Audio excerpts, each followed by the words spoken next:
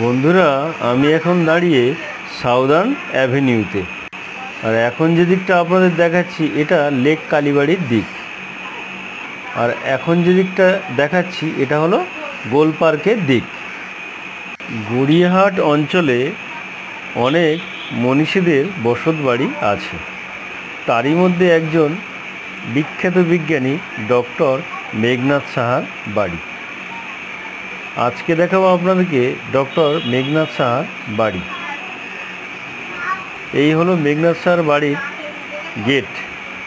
আর বাড়িটা অনেকটা অংশ জুড়ে, ভিতরে গাছগাছালি আছে। ভিতরে তো প্রবেশ করার অনুমতি নেই, ফলে বাইরে থেকেই যতটুকু পারা যায় আপনাদেরকে দেখাচ্ছি আমার চ্যানেলের মধ্য দিয়ে। আর প্লিজ বন্ধুরা, আমার চ্যানেলটি সাবস্ক্রাইব করে আমার পাশে থাকুন। আজকের মতো টাটা, দেখা হচ্ছে পরবর্তী মিনি ব্লগে।